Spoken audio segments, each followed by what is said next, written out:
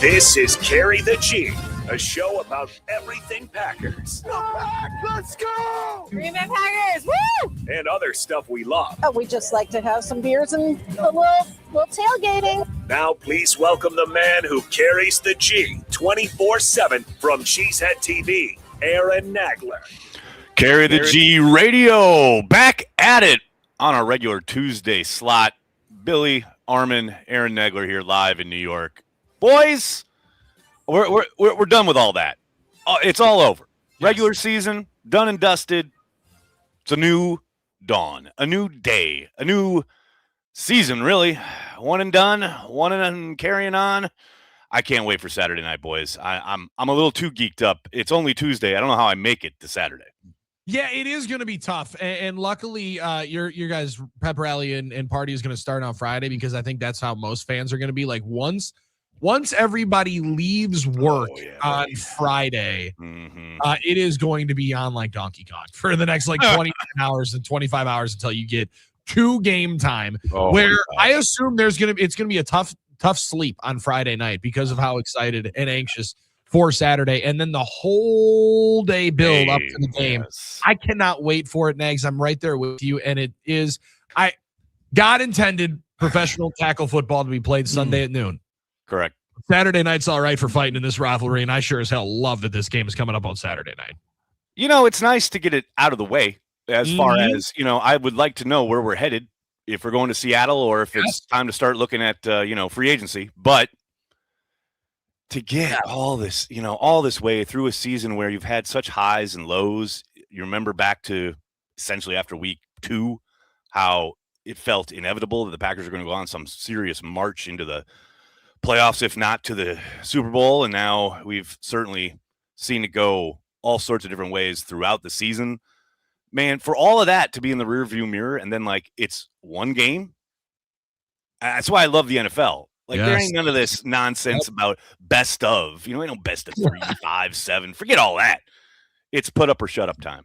The funny thing is, this feels like a best of 3, right? Because the games have been so close. They've been so close together in terms of the calendar. Although, yeah, you're right, obviously. And this is going to be the rubber match.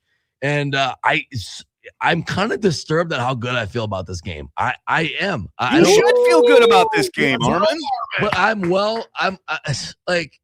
it's well known how I run from my nightmares. Let's get down with the sickness here, Armen. That's what I'm talking about. Maybe I just feel the pressure's off because there's been so many injuries and we just have lost so many that rarely, when you lose 4 in a row going into the playoffs, rarely do you make it.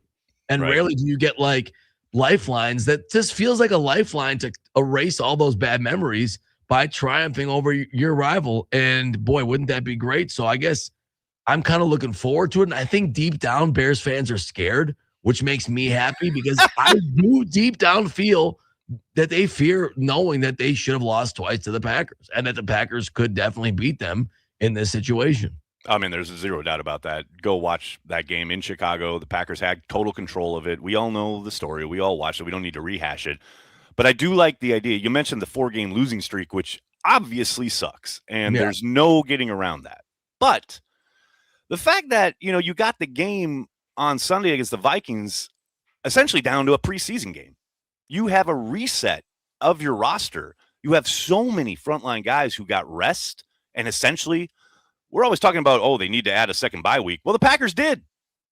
They added a second bye week, probably getting guys like Zach Tom back. I mean, you forget the fact that he's missed a month, interesting. It's kind of coincided with the losing streak, but I'm just saying, like, they're going to get some really talented players who are going to be really fresh, ready to go on Saturday.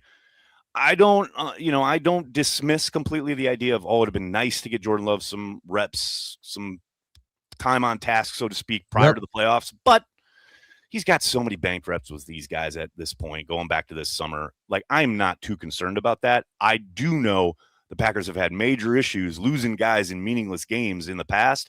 I like LaFleur's decision here. I think this was the right call for this particular roster. Well, and that's exactly it, right? Like, you do have to, I think everything has to be case in point. Like, you can't just do everything blanket wise. That's why there always is nuance and context to the conversation. I don't love the idea just blanket coverage throwing chances away in the NFL to win a game, especially in a division game. Totally do. But Nags, to your point, and like I definitely grappled with it throughout the week last week of like, there's nothing that's going to set yourself up better than getting as many guys as close to 100% as possible for a team that had a week 5 bye and as early of a bye as you had. And you heard that in the locker room. A lot of guys mentioned that. Absolutely. And there's something to being able to work on yourself for a full week and kind of take something off of the game plan. And I assume that was a lot of when they talked about the practice reps that did happen was we're working on ourselves. We're not game planning for this. We are going to be a better version of ourselves kicking into the postseason. And you need to be able to, sure, I would have liked to see Jordan Morgan and Anthony Belton play alongside of each other and build some cohesion. But if that's not going to be the case going next year, maybe that's not as necessary. And the most important one is Zach Tom being able to play on Saturday night. So the way they executed it, I thought was about as well as you could have executed a punt game in week 18 to put yourself in this spot. And Nags, I've been told for a long time. All right. I'm as a 31-year-old lad, I was very, very lucky to be born into greatness with this G. You were. And it has been told to me by a number of different generations and a number of different times in a lot of different ways. Many times. That there was a time when you won 2 games, you were happy. You beat the Bears, you beat the Vikings, you won. You didn't have to sit through it in the 70s and 80s. You didn't have to live through the 70s and 80s. Why do I feel attacked right now? What's going on? No, I'm very much glad I didn't. But I'm very much saying it, and I said it yesterday on the radio show, and I'll say it again, and I'll say it probably all week long. I feel really satisfied in saying we're going to keep moving on. We're going to go to Seattle and try to avenge those demons coming up into the divisional round. Win this damn game, and everything in 2025 is going to be to the moon. It's good. It is all gravy after you beat the Bears end their season, sir. and you can have yourself a phenomenal taste in your mouth in what, yes, during the year you thought was going to be a title run season. Things change. Context adds into it. But one thing can't change is that Big Brother needs to be on top and water needs to find its level. And the Packers need to knock the Bears out of the playoffs on Saturday night. See, you're preaching, man. You are just preaching right now. We got some gospel music in the background because you are preaching. Because, yes, 1,000%. There are expectations coming into a season. They certainly went to the moon when they made the trade for Micah Parsons, especially after those first 2 games. It was like, okay, it is on. And I understand it is title town. We're not happy just beating the Bears. No doubt. But damn, it's going to feel good if they do. Great. I can't even begin to tell you how good it's going to feel. It is going to be fascinating because it's so much. Obviously, we talk about the Packers. We're very focused on this team. But you flip it around, you look at this Bears team. They've lost a couple in a row. Mm-hmm. And you have to think the way their defense has looked in those 2 games, man, they've got to be at least a little trepidatious about Jordan Love and company coming in there on Saturday night. And they haven't stopped Jordan Love other than giving him a concussion, you know? So I just think there should be, Armen, there should be a confidence in the Packers fan base this week. Not, saying we're going to go in there and just completely control and blow them out or anything like that, because God knows the NFL's too tough for that. That doesn't happen, especially in the playoffs against good teams, which the Bears are. They are a good team. But the way they match up with the Packers should 100% give you confidence. Well, I think that we've alluded to it also this week. I do think it's going to be a game that comes down to the fourth quarter, come down to the wire, maybe the final drive.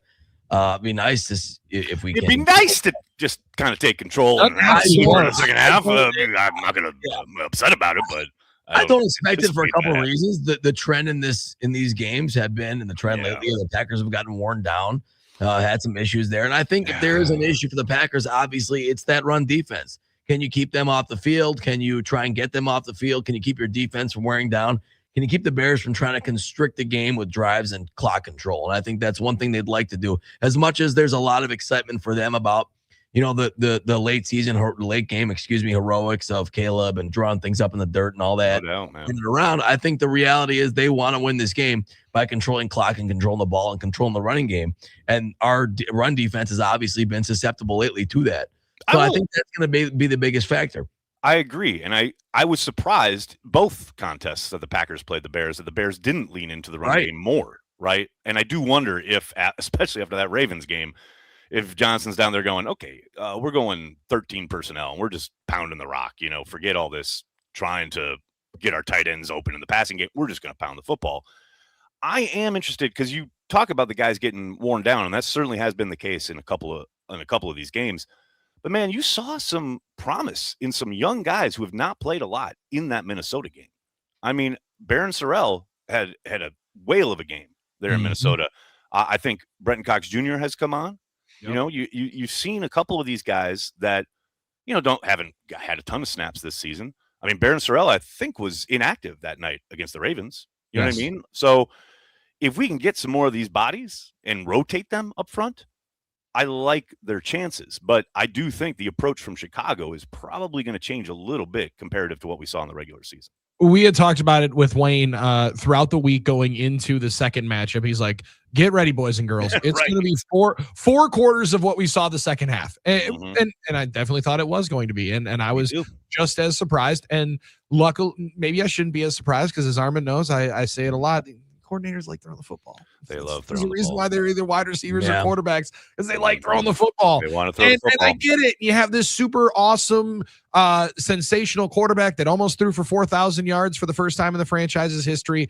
You're wanting to be able to showcase all this talent on the outside, but sometimes it's keep it simple, stupid. And you mentioned with those tight ends, like you should be able to move people, you should be able to run the ball, and at some point you should be able to take advantage in the pass game because Loveland has come on big time, and I think that's a really, really good player. And it sets up for a true old school black and blue division game of what you think it should be, and that's a game that I don't necessarily know the Packers want to get into, and if they allow themselves to get into it, I think it can be a problem. This is where you have to kind of stick to your guns. And I think Nags stick to the gun and know, like, all right, they just had 7-minute drive. Right. What are we going to do here? We got to be able to slow down. No, you go out and take it right to them. That ain't how they work. We're hitting these crossing patterns. We're hitting Reed across the middle. We're trying to find Christian Watson downfield, and we're going to be explosive as hell because I think you got to try to double it up this week because that is how Chicago is going to want to play, and I think you counter it with how explosive you can be. I agree to a point, but I think some of that is going to come off of the run game in Josh Jacobs. Another guy who, it's kind of funny. I talked about Zach Tom, and he hasn't played for so long. Like Josh Jacobs has played, but he's barely played, right? Hasn't been Josh Jacobs in a month. And he's been, banged up, and they've had him on a pitch count, etc. Well, again, get this week of rest. Hopefully he's at least closer to 100%. I don't think anybody's 100% at this point in the NFL, but a little closer to his old self, his regular self, right? I think they lean on him. I think they do, at least to begin, they will pound the rock with Jacobs, with Wilson, and work off of that, probably boot action, some play action stuff. But, it's Matt LaFleur. You're not wrong in the sense that, he wants to push the ball down the field, especially in certain situations. He wants to take a shot. There's zero doubt about that. But this is also Matt LaFleur who, has never met an inside zone pitch, call out of shotgun, anything he can call at any time to utilize that running game. He loves to pound the football. So well, and I also think you talk about the young players that did perform pretty well. Now, guys that have been getting snaps. Belton's been getting a lot of snaps. Belton's coming off his best game as a pro. His best game, absolutely. Oh so. My goodness, talk about a people mover. Alongside Zach Tom off to the right side, and you might have something that can definitely cook with gas. And yes, sir. Shotgun runs with Jacobs off to the left side of Jordan Love with his power side off to the right. I'm not talking about shotgun runs. I don't want to hear about shotgun runs, Billy. I don't know. Talking dirty to Matt LaFleur with that talk. Your favorite type of run? Savion in the A gap. I can't. I know they're going to. It pains my soul. It does work sometimes. Right? Yeah, and then when it works, everyone's like, "See, it works," and then it's like, "Okay, call it on 3rd and 1. I dare you. I double dog dare you," and then they do it and they get stuffed. It's like Joe Barry's defense. It did work sometimes. I know, exactly. It's like the 3-man rush. You call a 3-man rush, and 1 out of every 10 times it actually does something, and everyone's like, "Oh, look, the 3-man rush worked." It's like that's the devil tempting you. That's all that is. When the inside zone works, it's just the devil tempting you. We just didn't like the way it made us feel. All right. Yeah, exactly. I think that's part of it. I'm just saying. Not a fan. Yes. Not a fan. Understandable. Somebody asked me the other day to rank like my least favorite things in football, and it was inside zone run on 3rd and 1, the goal line fade, or the 3-man rush. And that's a tough one for you. It is tough for 2 and 3. Number 1 is always going to be 3-man rush. Like it will always forever and amen. 3-man rush is the worst thing on earth. But after that, that's tough to make that call between the goal line fade and the inside zone run on 3rd and 1. Because then you can also use the back channel way of however the high point throw was that totally was a fade on the goal line. No, it was back shoulder, Billy. Totally different. Back shoulder. Sorry. Totally See, that's the perfect one. Now, I do think the shotgun run, and as much as I defend it, I think this is the one part that's kind of becoming more indefensible with it in this 2025 Packers team. This version of the team. Specifically, is if you're running it on 74% of your short yardage plays, that's too much of a tell. Sure.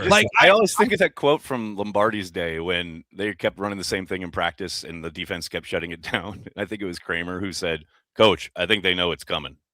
Like that's where they're at with inside zone. Like the other team knows it's coming. And as much as I believe it's a good play and it will still work at times, but like at some point you do have to have something else. And they have not ever built anything off of it. Now maybe Nags, I've been saving this for the playoffs. I've been saving this for the rubber match. We're saving that super special boot action, play action off of the inside zone on 3rd and 1. We're saving Sluggo off to the left side. We've just been saving it, and now we're going to start trying. That's what we told ourselves in 2000. We always do. No, we always do. Packers fans have been saying that forever. We got all this good stuff saved up for the playoffs. Dom saving the good stuff for the playoffs. Remember that in 2011? Oh my god! Listen, we did 3 things. We should do 3 things we like too. A little positivity, maybe about the 3 things we like. We got 2 hours. Nobody asked me that. This is the internet, sir. Out here said that we think they're going to win. So like that, I think we've been. We've covered positivity. Earlier. You want to do another one? When's the last time a shovel pass worked? All right, and it's not shuffle pass. That's what I hate when people say shuffle pass. It's shovel pass. There's one for you. Right, a little shovel pass too. It's always a little one. It's never a big shovel pass. It's the shovel pass is. They run a little shovel pass here. It's always pop pass has been replaced the shovel pass, in my opinion. See, what's great about this show is that it's interactive and people are on the chat asking questions. And Adam asks, "Can Savion come back, or is he done for the season?" He is on IR. He is done. Dunzo, no more Savion Williams. Yeah. One less guy to take snaps away from Matthew Golden running clear out routes. Although, hey, Matthew Golden caught a pass. Caught one there in Minnesota. Hey, and also caught one.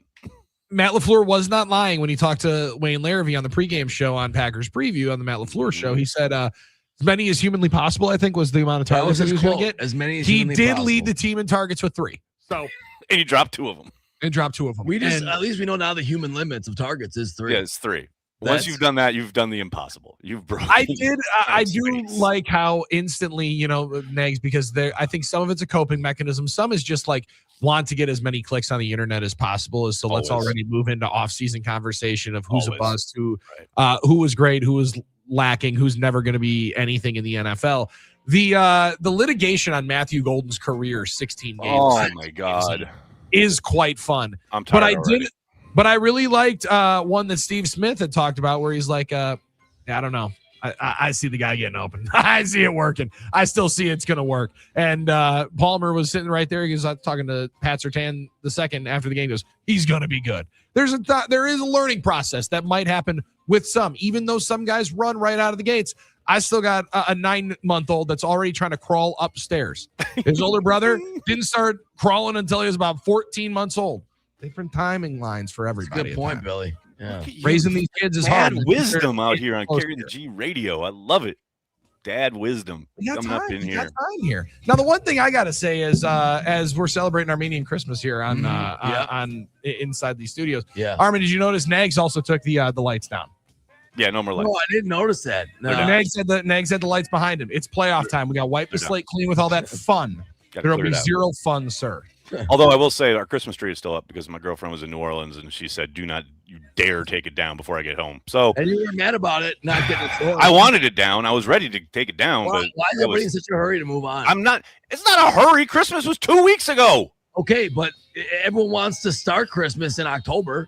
So I just don't get why everyone's ready to ramp down. Nightmare before Christmas. I'm just making a point. November 1st, midnight. You hit Last Christmas by Wham. Cuddling's over, man. Armen just wants to cuddle with Christmas after. Stick to the epiphany. I need cuddle time, man. I need that pillow talk. We're going to get a lot of pillow talk, a lot of other stuff on the flip side here. We're just getting going on Carry the G Radio. More to come from Billy, Armen. I'm Aaron. Carry the G Radio. More right after this.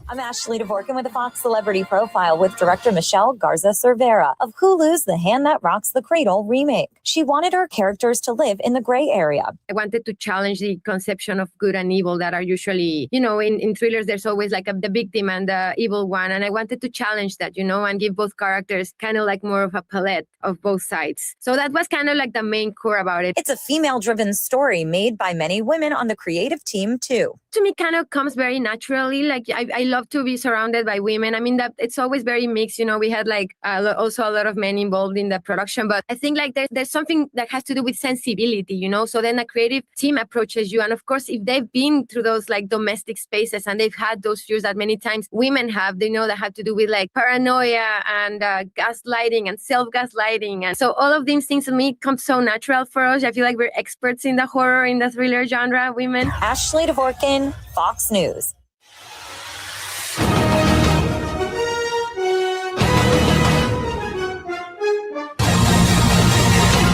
That loss in Chicago in December left a bad taste in the mouths of Packers fans. Under center, Caleb Williams on 1st and 10 takes the snap, fakes the handoff. Works to his right. Now looks, rainbows. Deep down the left side for DJ Moore. Over the shoulder catch. Touchdown, Chicago. And the game is over. 22-16, Chicago.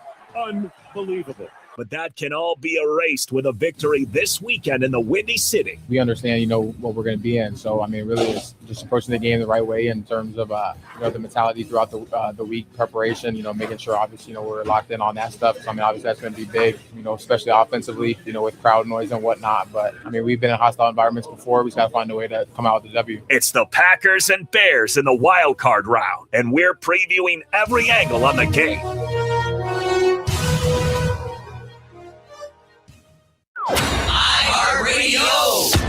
Here are the top Drake songs you've thumbed up. Number 3, Money in the Grave featuring Rick Ross. Got a Lil Max with me, he the wave. It's a big gap between us and the game. In the next life, I'm trying to stay paid. When I die, put my money in the grave. When I die, put my money in the grave. I really gotta put a couple in their place. Number 2, Tootsie Slide. I'ma show you how to get it. It go right foot up, left foot slide, left foot up, right foot slide. Basically, I'm saying either way, we bout to slide. Hey, can't let this one slide. Hey, don't you wanna dance with me? No. Number 1, Laugh Now, Cry Later featuring Lil Durk. Where did these be at when they say they doing all this and all that? Tired of beefing you bums, you can't even pay me enough to react. Been waking up in the crib and sometimes I don't even know where I'm at. Please don't play that songs in this party, I can't even listen to that. Hear more from Drake and similar artists now. Search for Drake on iHeartRadio. All your favorite music, all your favorite stations, all free. iHeartRadio. Here are the top Future songs that you've thumbed up. Number 3, Wicked. Wiggy, wiggy, wiggy. Hold up, wiggy, wiggy, wiggy. Way, oh, way, oh, way, oh. Now she going, know that going. I purchased Avian and now she lit, huh? Number 2, Commas. Let's go some commas. Let's go some commas, yeah. 100,000 to 100,000. 100,000 on 100,000. 200,000 for 100,000. $1 million is how money shout. Let's go some commas. Let's go some commas, yeah. Number 1, Mask Off. Rep the shit, gotta rep the shit. Chase a chick, never chase a no mask on, get mask on, mask on, get mask on. Hear more from Future and similar artists now. Search for Future on iHeartRadio. All your favorite music, all your favorite stations, all free. iHeartRadio goes one-on-one with Luke Bryan to discuss what's most important to him. Well, with me, I mean, just enjoying this business and being happy and having fun with it and singing for people. I don't know. It's not that I can't necessarily say that there's like a golden prize that my eye is on, other than enjoy where I'm at now and don't get wrapped up in trying to constantly dig for the next accolade. Just enjoy making music, singing for the fans, and trying to be a good person and a good husband and dad. Keep listening to iHeartRadio for more Luke Bryan and all your favorite artists.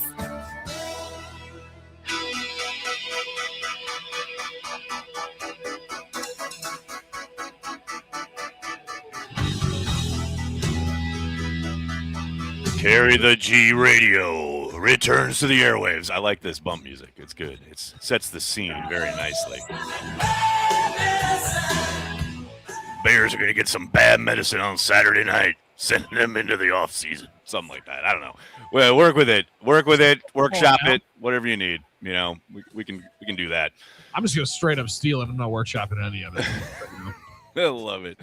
Oh, we're back here. Carry the G Radio brought to you by ThedaCare. ThedaCare is your home team for bone, joint, and muscle care. From sprains to surgeries, they've got the playbook to keep you moving. So when pain tries to take you out of the game, trust the experts who know how to win with ThedaCare Orthopedic Care, proud sponsor of Carry the G Radio, which brings us, of course, to the heart-stopping play of the week from Sunday's game. There wasn't really much stopping my heart in this game, if we're going to be honest about it. But I will say there were a couple hilarious moments, which I was choosing from many of them. But Brosmer tripping over his dude's foot, getting back up as though he thought he was down, and then the Packers just leveling him. Oh my gosh! And the fumble and the recovery. I could not stop laughing. I still can't stop laughing at that play. It was like Bad News Bears on a football field. I absolutely love that play. You almost thought it was only a play that J.J. McCarthy could make. And then all of a sudden, Brosmer made apparently not. And wow, they actually can find two guys that can make a boneheaded play that bad. It is kind of, I don't know the right word, but it is one of the funniest things in football is when a guy thinks the play's over and it's not, and just gets leveled by a guy that thinks it's over. Clay did it once to somebody. And yes. You remember what it was? I can't remember who it was, but I remember the player talking about it. I can't remember, but Clay did it once, and his hair was flying, and it was just funny. And it's just, it reminds you that, it's still a kid's game, because it kind of looks like the fifth graders bumping around and stuff like that don't know where the ball is. The one buddy going way too hard for the game every single time. Every Turkey Bowl, every Thanksgiving, every flag football game when it's not tackle, but he wants it to be. I remember being at a wedding, and one of the guys, we were having, the football game bowl outside, right? And this guy came over the top to try and intercept a pass and basically landed on a dude, and the guy got so upset. What the hell, man? I just love you're playing football at a wedding. Of course. Yeah, of course, man. Any chance you get, go out there and do a little folks together, you go outside and play a little ball, man. Yeah, good times. It was so much fun. But yeah, that play was hilarious. The other one I had in mind was way more negative. It was Emmanuel Wilson running backwards for 100 yards on first down. Our heart stopped. Definitely. What are you doing? That's my point. My heart didn't stop because there were no stakes. It didn't matter. You knew the offense was going to be hard to watch going into that game. But, man, I did not have Emmanuel Wilson running backwards 20 yards on my bingo card heading into that contest. Did not think about it. However, then when you brought up Emmanuel Wilson in the previous segment, I was like, well, let's just make sure that we're not running back 19 yards. That's on first down, no less. As long as on the first down we're not running back to the goal line, I think good things I think good things can come of it. But I did think one of the other positive moments and one of the other heart-stopping ones, you talk about the breathtaking ones, was that we finally found the toilet bowl. We did finally find in the clip of the year, we found the toilet bowl and that guy at the shout out John Moore, man. Super Jazz this season. I saw you and Corey talking about that. That was so I was crying. I was laughing so hard. This is the toilet bowl that guy warned us about. I can't believe that guy became so famous. First of all, who gets an audience with the GM anymore? I mean, that's awesome. I know, right? Who's tracked that guy down? Nobody. And that's the thing. It's been a failure of all of us in the last 20 years. The entire Packers media ecosphere has failed to find this guy. We should be doing an E60 on this guy. And 1 billion %. Yeah. And what came of his life after That is fair. I was literally the night when the Super Bowl, I was thinking about him. I was thinking about that. I think about him quite often. And that's the thing. No one knows who he is. And honestly, I wasn't mad. I said, I hope he can enjoy this night. I hope that what his prior motivations were. I hope he can still enjoy the Green Bay Packers win the Super Bowl, even if it wasn't with number 4. With some other quarterback who was only going to bring them to the toilet bowl. Well, apparently that was Clayton Tune was the one who was going to bring you to the toilet bowl. And he was like to the toilet bowl, and then he paused, and then to the pause for dramatic effect is my Super Bowl. Well, you can tell the wheels are turning. Like he's trying to think of what to say. That's in the moment, toilet bowl is the best you could come up with, and now it lives in him. Yeah, I don't know that anything was gonna be better than toilet bowl. No, he found the perfect. In all reality, I'm glad he did take the 1 minute. Sometimes I wish I would pause just for maybe more dramatic effect, but just to actually say the right thing every once in a while. Also, it would help. Reminds you how big a business those special hats and shirts were for just the Favre. Because he had the Favre, the 4 hat, it wasn't just, that was a big business. Remember the URL, bringbackbrettfavre.com. That was hot back in the day. That was a good time. Bringbackbrett.com. Yeah. Armin, am I queued up back there? Oh, yeah. Take it, baby. Come on. Let's go. Rodgers, who the only place he's going to take you to is the toilet bowl. And then you got Brett Favre, who will take you to the Super Bowl. There it is. Yeah, I hear you. I'm just saying, we're not going to talk about that. Ted, God bless Ted Thompson. God bless you, Ted. That's the best response too. It's like I'm just saying we're not going to talk about any of that. Dang you for opening up these lines of communication. Somebody cut this off. Signing one more. I was just going to say, every time anyone says, why don't they do Fan Fest anymore? Exhibit A. Hey, who was it that spotted Huber? Wasn't Bill Huber and spotted? Huber's like peeking around the corner, listening, taking notes. Yeah. What? Yeah, Bill's like in the back. Oh yeah, Bill's in there. He's in the background. Yeah, like you see his head pop out when Ted's talking. It's great. He's there. He's 100% there. This is what makes, like, even if it's off the field, being a Packer fan is such a blessing. Like, it's unlike anything else. Like, we have these little moments that we have. Billy just discovering. It's like going back and watching the Zapruder film. He's just discovering Bill in the grassy knoll. Like, I told you he was there. He's just popping out. It's one of those things that's just going to become ubiquitous through history. Just like you guys having the drink with Matt LaFleur. It's like just God. Yeah. I'm glad we added to the canon. Oh my God! Whatever. It's a great moment. It's not just Scoop Huber is on the case, man. I love it. How is that not Bill Huber's back profile picture? It 100% should be. That's hard to see him though back there. That's why you just zoom right in. It is so his visage is so distinctive. Like you can't miss it. You know exactly who it is. Like it's so good.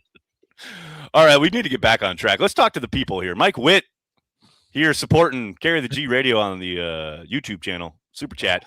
Let's get revenge on the Bears this weekend, and let's go to Seattle next week and get them back for 2015. That being said, Saturday night, if it comes down to another onside kick, I'm gonna vomit. LOL. I don't know about LOL there. Nothing LOLing about vomiting on my end. I mean, that's just me. But we broached that conversation earlier today. Said you should feel good about it for a couple of reasons. One, I mean, you thought the odds were in your favor the first time, right? What is it, 5 of 59 in the NFL now? In the NFL this season, yes. So odds of it happening twice to the same team back-to-back times. You say that. Then even nags onto, I think it's more like my Charles Barkley theory of gambling, where he said, you're either going to win or you lose. It's 50-50 chance. So that to me is kind of like Packers onside kicks, which is actually, you're going to win or you're going to lose. That's so true. Nailed it. But you have to take the reality. In that spot, odds that it happens again, even lower again. So you should feel good. But there always is variance in life and in sports, right? But you want to be in the best position. So if I gave you both the chance, we'd be nervous. But if I gave you both the chance to be in position 4 more times this season for an onside recovery, we would all take it. Because that means we're in position to win it all. You have control of the football game and you're about to win. So that's it. Yeah. I think we can't run from our nightmares. That's it. Look at Armen. Look at Armen coming around, Billy. New Year's resolution. I'm not running from my not those, not sports nightmares. But I'm not running from my sports nightmares anymore. All right. New Year's resolution. I'm in on that one. Come on. That being said, I will be involved. That will be the Theta Care heart stopping play of the if the Packers are lining up to receive an another onside kick. Yeah. Oh man, it's You gonna don't want it to go bad twice. So I think it could come down to a situation like that, though, guys. We've talked about it.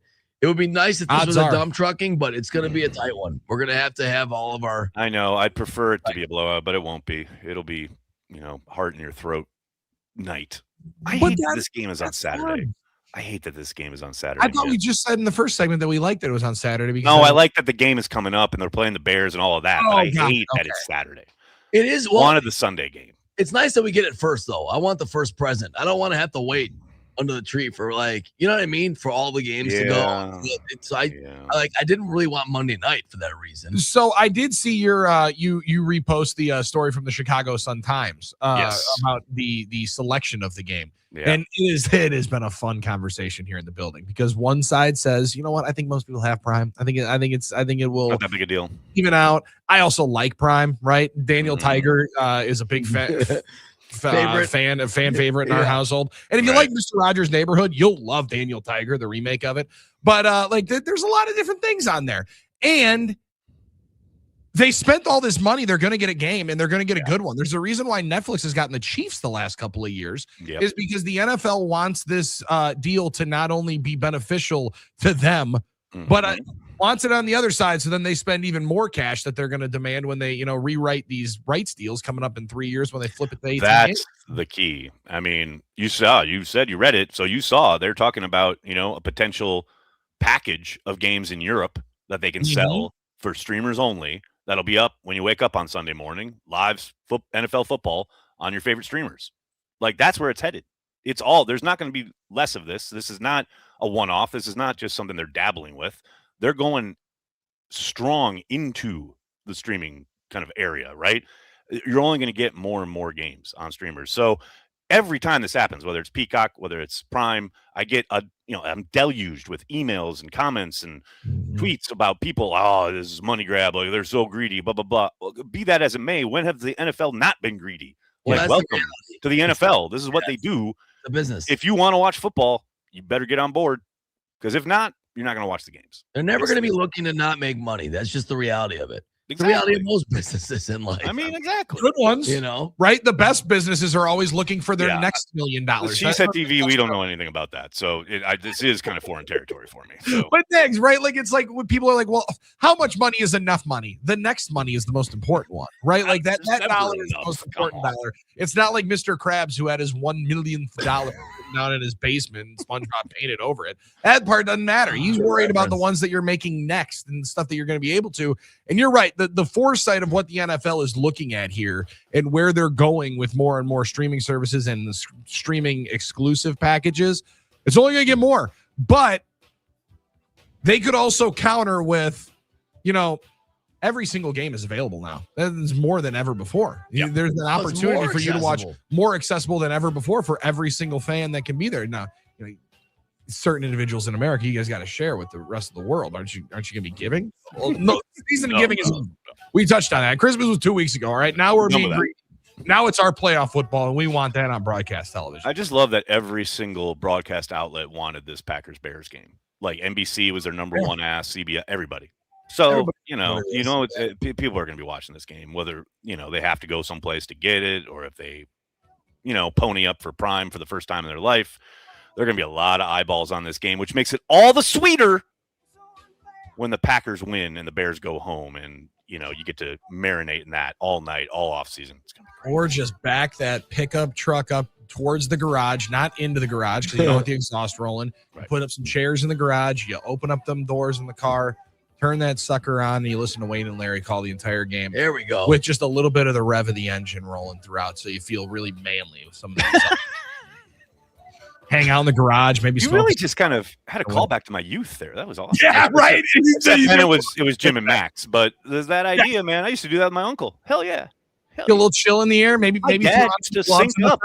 My dad used to sync up Jim and Max to the TV.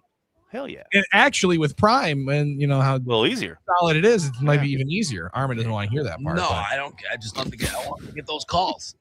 Every week I get the calls. Well, you know what? As Rod Stewart so aptly saying, some guys have all the luck. And if you're lucky enough to have Prime, you'll be watching the game on Saturday night. Otherwise, find a friend. All right, we got more to come on the flip side here on Carry the G Radio. That's Billy, Armen, and Aaron coming back at you right after this. Some guys do nothing but complain.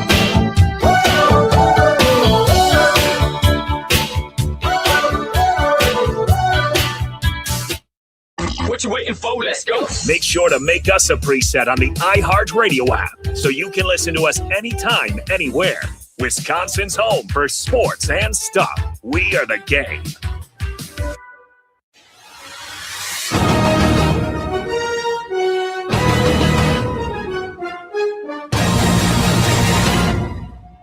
The Packers are in the playoffs for the third straight season. Glove lofts right side and leaping grab and a catch made by Jacobs. Oh, my word. Beautiful throw for a touchdown. Josh Jacobs and the Packers take the lead. Keep it locked right here for the best Packers playoff coverage on the game. iHeartRadio. Here are the top Meek Mill songs that you've thumbed up. Number 3, Dangerous. You feel the vibe is contagious. Look in your eyes, it's dangerous. Grateful I had all the patience. I know you're going through some changes. Number 2, Sharing Locations, featuring Lil Baby and Lil Durk. New contract being like I play ball, little boy ain't nothing to play with. I told her pull up, she told me she can't hunt. We sharing location. I was riding in the ghost with the ghost gun. Seen you out with your kids, so you hold one. And my man in the can while you taking out the trash, gon' power with the mat like don't run. Number 1, Going Bad, featuring Drake. Yeah. Saw you last night, but did it all day. Yeah, a lot of murk caught me in a hard way. But got a sticky and I keep it at my dog's place. Girl, I left you loving magic, not all shade. Still going bad on you anyway. Whoa. Hear more from Meek Mill and similar artists now. Search for Meek Mill on iHeartRadio. All your favorite music, all your favorite stations, all free. iHeartRadio. Here are the top of the weekend songs that you've thumbed up. Number 3, In Your Eyes. I can tell what you've done, yeah. When I look at you in your eyes, I see there's something burning inside you. Oh, inside you. Number 2, Heartless. I've been running through these girls, I need a dog pound. 100 models getting faded in a compound. Trying to love me, but they never get a pulse down. Cause I'm heartless, and I'm bad to my ways, cause I'm heartless. All this money and this pain got me heartless. Number 1, Blinding Lights. I said, I'm blinded by the lights. No, I can't sleep until I feel your touch. Hear more from The Weeknd and similar artists now. Search for The Weeknd on iHeartRadio. All your favorite music, all your favorite stations, all free. iHeartRadio. Here are the top 21 Pilot songs that you've thumbed up. Number 3, Ride. I'm boring, so I'm taking my time on my ride. Taking my time on my ride. Number 2, Heathens.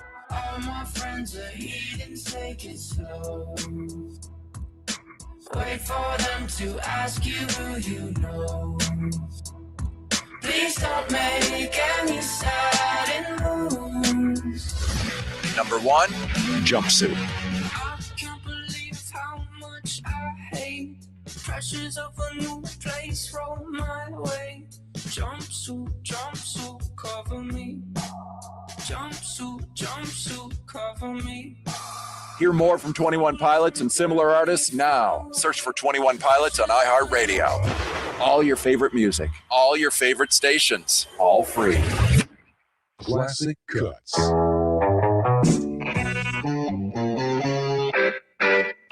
Although Elton John made your song a hit, the romantic sentiments in the song are not his. The lyrics belong to Elton's longtime collaborator, Bernie Taupin, and he isn't particularly proud of them. When I wrote that song, I was barely 17 years old. The kid that wrote that was very much the character in the framework of the song. I was incredibly naive. It was starting out. And you can tell everybody this is the song. It may be quite simple, but now that it's done, I hope you don't mind. I hope you don't mind what I put down in the words. How wonderful life is while you're in the world.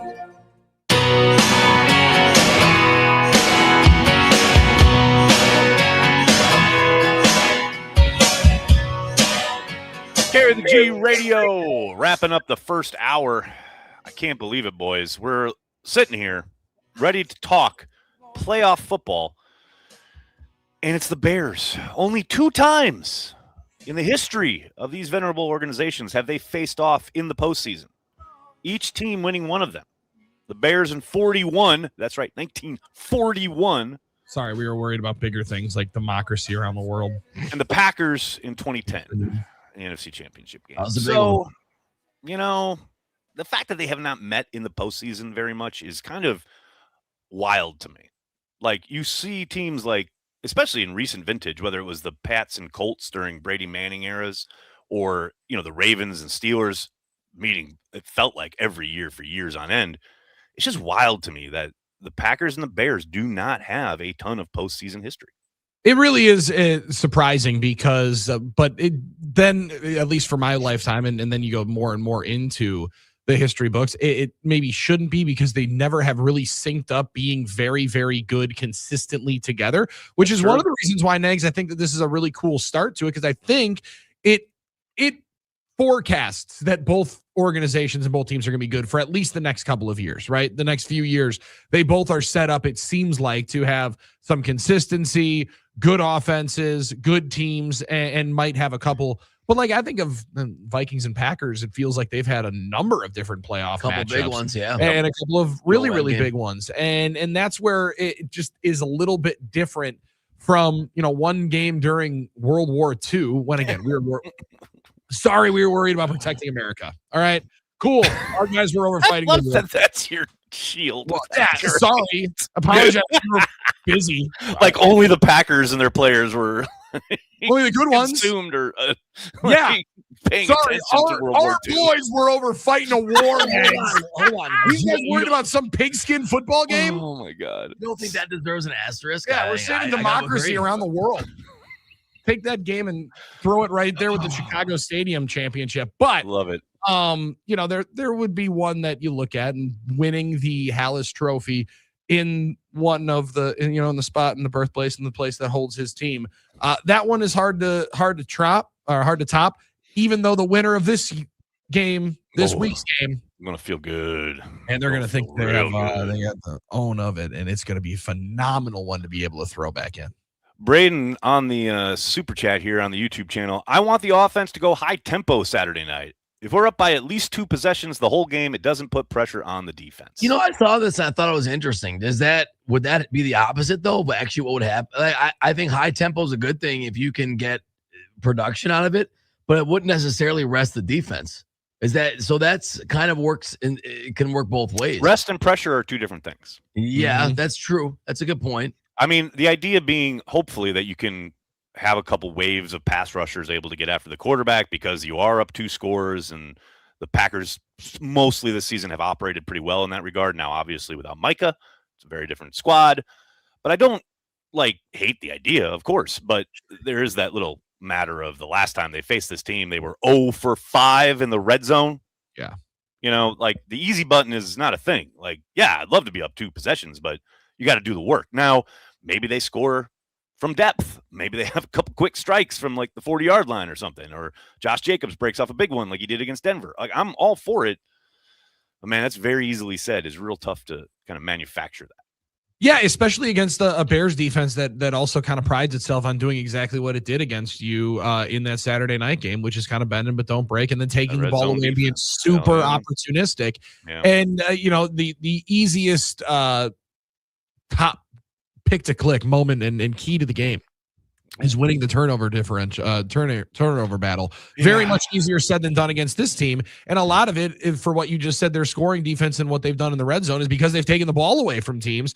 And it all rolls together. I think you see hopefully a little bit, it's going to be an extremely physical game. And I think that's where what the Packers put on tape a couple of weeks ago gives me more confidence than even the matchups that I like outside a lot more this week than probably a lot in the last couple of months almost, is the fact that they went out and won the line of scrimmage 3 weeks ago. And the team that does that is going to win the football game, it feels like, coming up on Saturday night by hook or crook. And if that means the Bears allowing Williams to have time to dance around and roll off to his right, a couple of escape lanes through that pressure, or the Packers being able to control the line of scrimmage and giving Love clean windows to step up and be able to attack that secondary, which is so gettable.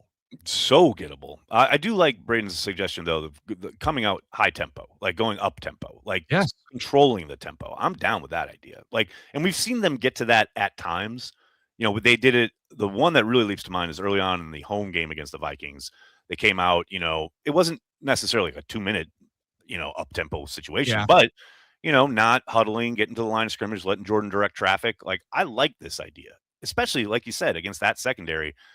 Let's get some opportunities for Christian Watson and company to take advantage of these guys. Well, and what it also does, Nags, right out of the gates is puts you in a not subbing bind for the defense. And if you can get them to get caught once or twice, you already know they feel like explosive plays are going to be available in the pass game. And you just want to have at least a little bit more of a urge to uncork one, and being able to know that you got a free play or two is going to be one of the reasons why. And I think that's another part of going up tempo. It doesn't mean that you have to snap the ball with 26 on the play clock. Nope. And you have to snap the ball right away and have a 3-play 9-yard possession that takes 14 seconds. Well, that's what you're worried about. But what you can do is you can get up to the line of scrimmage and then hold, then change the play, and you keep them and allow them and force them to potentially show their hand a little bit, or change off to what you're doing and sending a couple of guys in motion. So I think that, to Braden's point, is a big positive. And I think we've seen it a lot with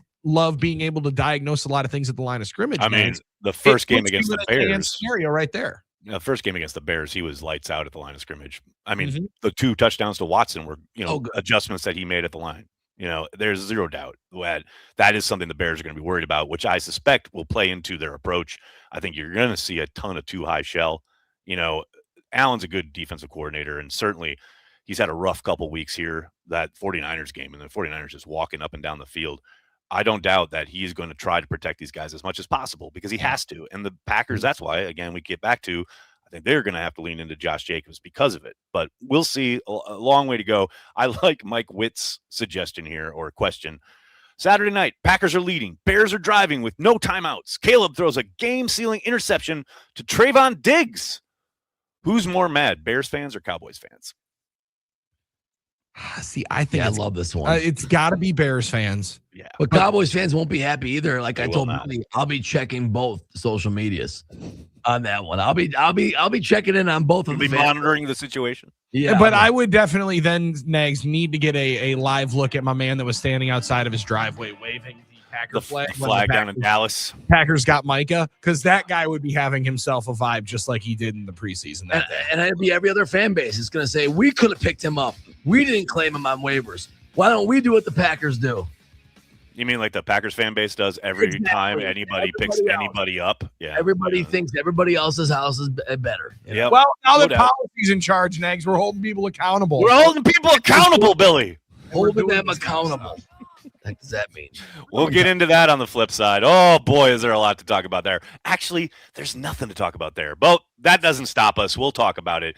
And a whole lot of other stuff when it comes to the green and gold. That's Billy, Armen. I'm Aaron. Hour 2, Carry the G Radio, coming up right after this.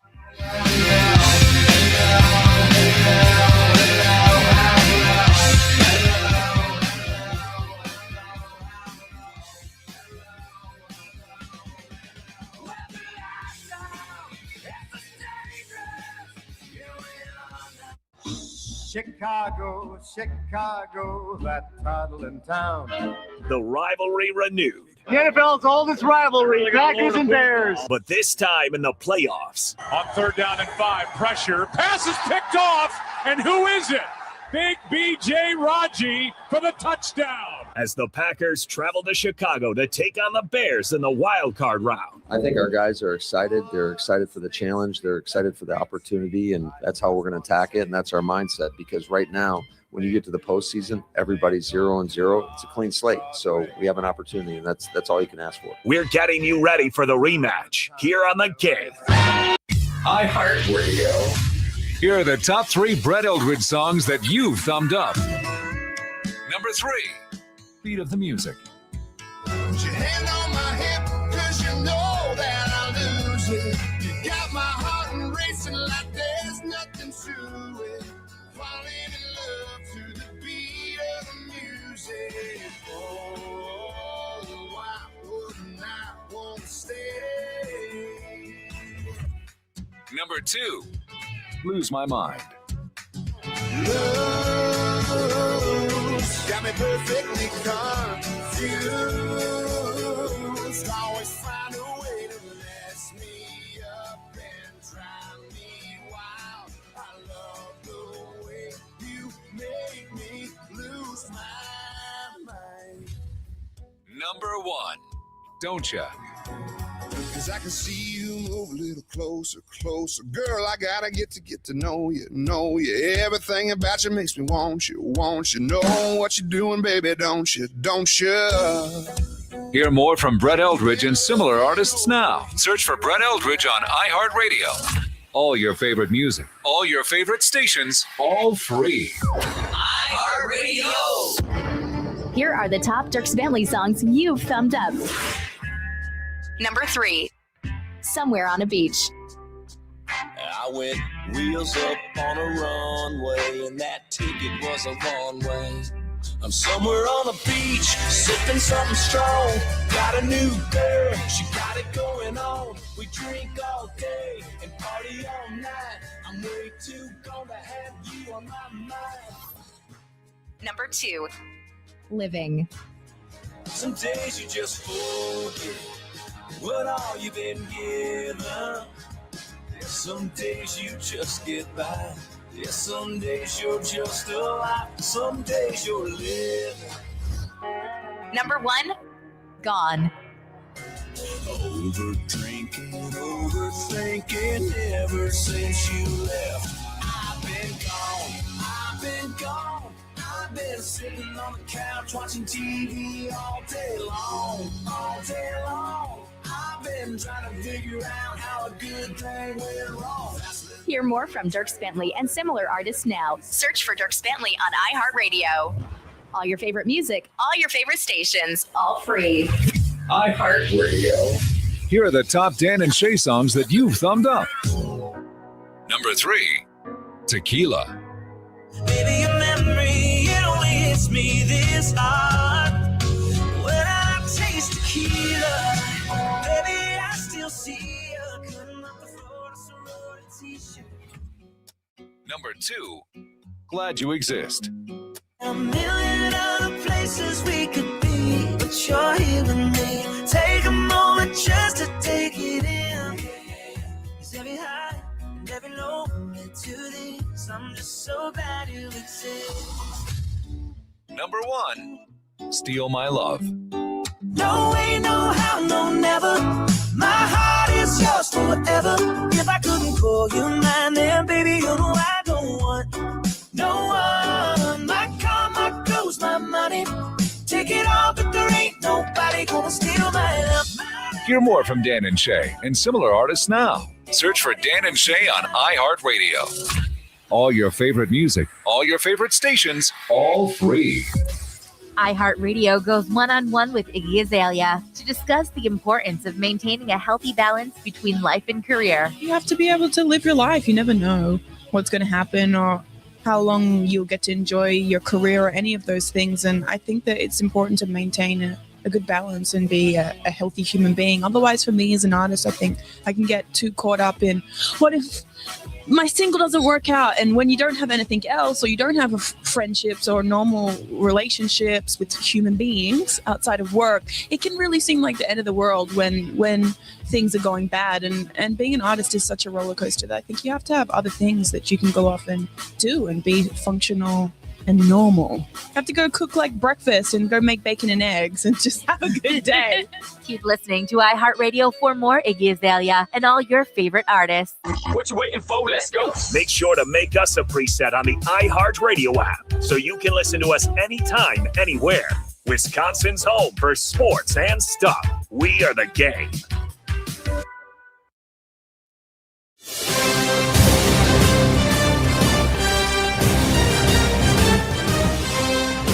This is Carry the G, a show about everything Packers. Let's go! Green Bay Packers, woo! And other stuff we love. Oh, we just like to have some beers and a little tailgating. Now, please welcome the man who carries the G 24/7 from Cheesehead TV, Aaron Nagler. Carry the G Radio Hour 2 coming at you. Billy, Armen, and Aaron getting ready for this big showdown. Big showdown with the Chicago Bears on Saturday night in the Windy City. Man, pretty soon, feels like we won't be talking about Soldier Field. We won't be talking about the Windy City. We're going to be talking about, what, Arlington Heights, Gary, Indiana. You're Hammond, Indiana. I mean, just relish it, Packers fans, because we're at the end. We're at the end of it. We're at the end of this. I still contend that we should advocate to allow the little brother to move into our basement. Just like, when you have a problem with somebody in the family, right? You just like you want to help them out. They're having a tough time, some financial problems here. We got beautiful dog track that we've been trying to put a casino on for years. And guess what? It's not happening. The legislation is not happening. You know what we do? We'll build you an exit ramp, which apparently they don't want to do in Arlington Heights. No, they don't want we'll build you a ramp, and we can throw you a little ballpark right down there in Kenosha, and it'll be great. Kenosha Bears cash. I think it's a good one. We already got the gummy bear factory right there. Could you imagine? The Kenosha, formerly known as Chicago Gummy Bears. Could you imagine? I don't like it. I've imagined it a lot. I know, Billy, I hate it, but I can imagine maybe, but I don't want to let them in our house. You don't let them out in the house. You keep Why? them out So first. they pay you money to live there, and you charge them rent? It'd just be like the next iteration of these two teams helping each other out. It's mutual. Yeah, you know, it's a beautiful thing. If I We'll gotta extend hear the one- olive branch, and then you're going to pay us. If I got to hear one more time about how George Hallis helped us out and raise money. George Hallis did, but everyone then forgets that the Packers did the same for him during the Great Depression. Right, we would have Yeah, been. We do the same thing because we're symbiotic relationship. Yeah, we would have been fine without him. That's all I'm trying to say. Now, Yeah, Billy, I solve take it your without him. point. What are you talking probably about? wouldn't have been, but okay, yeah. Oh, Well, sure. we have Just to do a say, deeper tell yourself dive that. with That's great. Maybe we could do a deeper dive with that. Maybe we'll figure that out. I think Cliff Crystal did that deep dive. That's it. That's just punting on it. Is his way of not having to deal with it. Like, Well- we'll do a deep dive. Okay, this offseason, when Billy and I are doing the podcast, we're going to have you on, and we're going to do a deep dive on this. Because Bears fans get to use that way too much credit for their guys saving us and all this stuff. And Just I turn don't it around and let them know. It works both yeah. ways. Again, that's why I both think that ways. you're Armen, you're not looking at the benefits that we're going to get at the state of Wisconsin. Right. We're going to get the Super Bowl, and they're going to have to act like it's theirs. That's even better. Super Bowl in Kenosha. Kenosha, Wisconsin. I just don't see it. Right Now, by the I Pleasant get your Prairie point. outlets. Where else would you Oh, my rather be God. than right here, Yeah, right now? Right. I think it's a great idea. All right, let's come back from La La Land, Yeah, and thank we're you. going to talk about this game here because look, we've been talking about Billy. You highlighted it in the last segment about the trenches. The team controlling the trenches most likely wins this game, and the Packers did a lot of it in that contest in Chicago a couple weeks ago. I will say the way that the offensive line has played over the course of the last month or so has been inconsistent, but you've certainly seen improvement in certain areas. Man, there is no more kind of height that a guy has reached as far as where he started and where he is now than Anthony Belton. Yes. The way he played in Minnesota, holy cow, against a really good defensive front, by the way, in their building. He is moving people on tape. I mean, you talk about some of those runs that busted, there's a reason. And Belton is a big part of it. Man, if he can bring that form to Chicago on Saturday, I like the idea of, 3 yards in a cloud of dust turning into probably 7, 8, 9 yards because and man, he's moving humans. moving humans, and he's also a big pile mover too. Like you see the effort is a beautiful one. And I think what you said about the front that Minnesota brought to the party is so right. Like that was one of the other reasons why Nags, I liked the idea of the offensive line, which has, as you mentioned, been inconsistent, getting out and getting some good run together as the unit that's going to play in the playoffs, but it wouldn't have been with Zach Tom. So like in that sense, you're already losing your best guy. Like it just go with it. But for your young players to get those reps, I thought Belton was phenomenal. And he's going up against Jonathan Allen for a little while. Like he's going up against they played their starters. Dudes, they played their starters, and they've been, arguably the hottest defense in football lately. So like that's another part of it and an added layer. And I do like that, maybe their scouting was correct. I did just think they're like, all right, we're just going to do exactly what Philadelphia did. Get a big son of a gun that did play tackle, put a 350-pounder, a biscuit shy of 360 into the right guard position, guard spot, and then just run, and it'll be good like Becton was.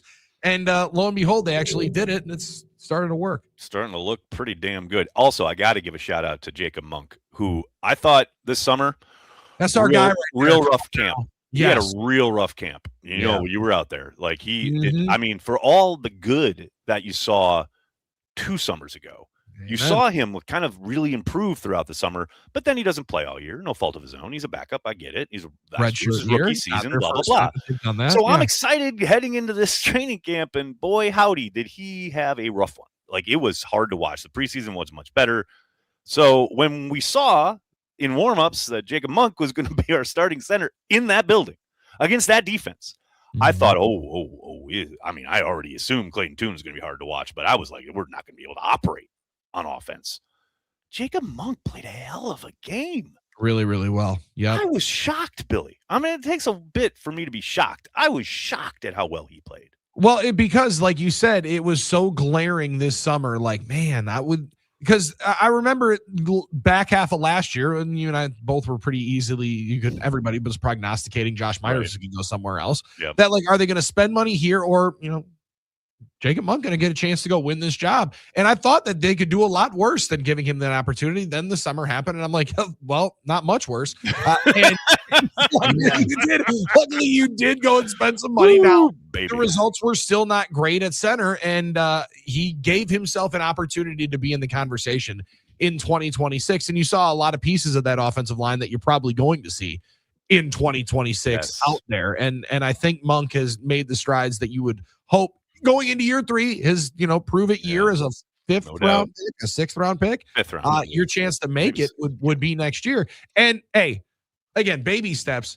We snapped the ball off our quarterback's face the week before and botched the 4th and 1 snap the week prior. Oh man, we do need, once we get all of the operation settled in, that's the first goal each. And look, I'm not saying like, oh, that's your heir apparent at center. I still think they're going to address the position in the draft. I don't doubt there will be competition there, but it's just encouraging. Again, like after he's going to get a shot to win it, I would assume. Exactly. I totally agree. Young development in general, the offensive line. You want to be helping those young guys. It might be a starter, it might not. It might be like a Lucas Patrick super sub. Anything you could get there is always a positive. And we know the Packers like being versatile with their linemen. They don't lock them in. Yeah, and they need cheap labor. I mean, that's what it is. Heaviness of some of these, big contracts that they've given out. Though, you got to expect they'll probably move on from certain guys like probably Elton Jenkins, Rashawn Gary, a couple others maybe, but maybe Aaron Banks. They need. I don't know, man. I think Aaron Banks is here to stay. I just he's got a lot better opportunity than 21 does. Yeah, fair, very fair. they need cheap labor. Like they need it, starting caliber cheap labor. So yeah, those young guys are going to get opportunities. I don't doubt for a moment that the Bears approaching this game and looking at the front, the way they were able to really move the ball, even with Malik Willis at quarterback.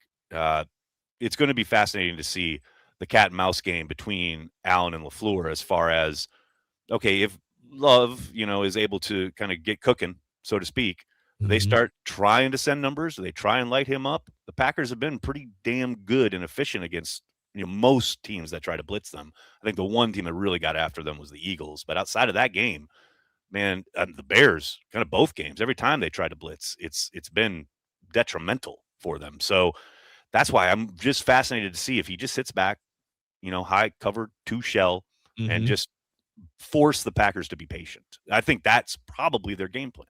Well, and I thought you saw a lot too of what the Lions had success doing last week in really pivotal moments. Was a lot of what the Packers did as well, being able to beat them with speed across the middle of the field. Middle of the field on this man coverage. I mean, just open all day. Go and attack it.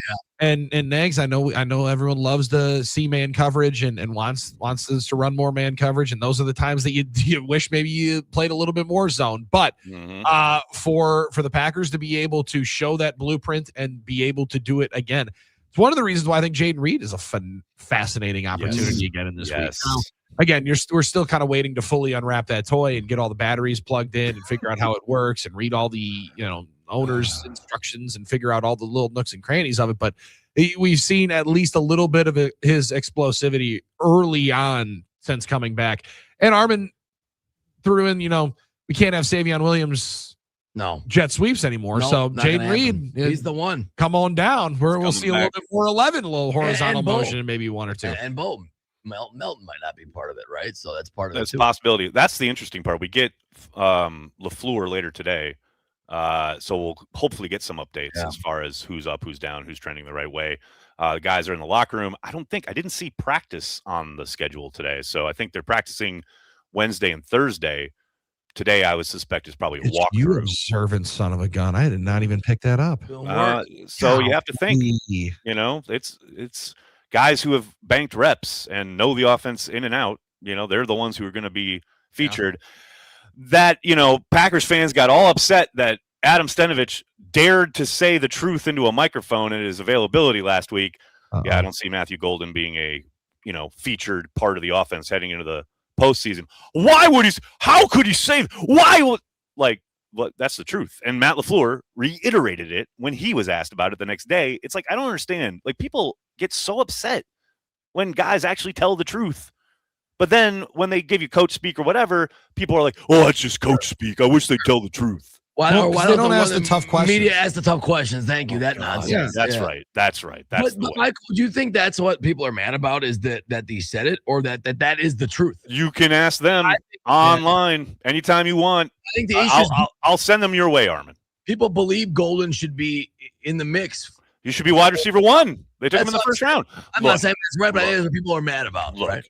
There are levels here, right? There are levels. I understand being frustrated that Matthew Golden has not been involved. I am one of those people. I am frustrated that Golden has not been utilized more. But to say, oh, this coach is an idiot because he spoke the truth, that's ridiculous to me. That's just me. Your mileage may vary, but I have no problem with Stenavich and LaFleur saying, yeah, there are guys ahead of him. They're established. They know the offense in and out. It's very clear. If we're, 18 weeks into this thing and he is not a major component, guess what? That probably speaks to the fact that they don't trust him. Yeah. I don't know what else to tell you. And the last thing they're going to do is throw somebody in there they have not given the trust enough to beat out the 6th corner and the 5th wide receiver. There's reason for it. And absolutely, we can all see the talent, and it is right there. No doubt about it. It's evident. But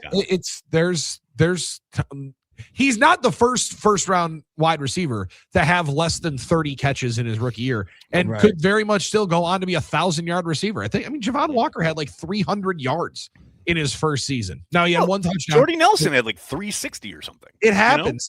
And when there's this many guys in front of you, there's a lot to it. And I think the tough part of it is, Nags, and I will admit, probably was a part of the problem. Probably was a part of the problem. Oh, I know what you're going to say. Sitting on the perch. Yeah. At training camp. Being Armen. He did look damn good. We were so excited. Oh my God. We were he's salivating. amazing. No, Dude, we were got excited. One. There he we goes absolutely have one. There he goes again. He just had a crazy one. He just burned everybody across the field. Guys, he is unbelievable. Get your jerseys right now. Hold on. Get new jerseys because he's not 22. He's 0 now. 81, 22, then Who knew he was getting a jersey to represent how many touchdowns he was going to have this year? Ouch. Emotional damage. Do you think he was better in 22? Was that part of the problem? We made merch that said, I like 22. I think he was fine on 22. He wanted to be 0. 22 would have had 22 touchdowns. He'd stay with 22. With 81 and get stuck with 81. But the reality is this could also, I'm still holding out hope. Maybe this is me naive. this could be a rope-a-dope by the coaching staff. They've been saving him for the playoffs. Let's go, Armen. We're misdirecting Ben Johnson. He doesn't know what it's like yet. See? So hold on. Is this one going to be better than last year's Eric Stokes playoff performance that you were calling for? Well, the difference there is his moment. I was hoping for a playoff moment.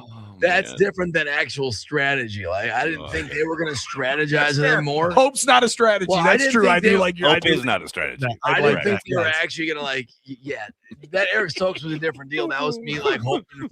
I think that's a better comparison to like maybe have like a Trayvon Diggs moment or Eric, or maybe a Nate Hobbs pick. That would be it. Nate Hobbs pick. Well, it's Eric Stokes going to be healthy, but we'll see. Well, right. He's not going to be in there. So, right. So that's part of the problem. Oh, maybe Valentine or something. Keyshawn Nixon. Give Valentine a little. Let's give Valentine a little love. Let's fuck this guy up. Let's gas him up a little bit because God knows, man, he's had a rough go of it the last couple times he's been in there.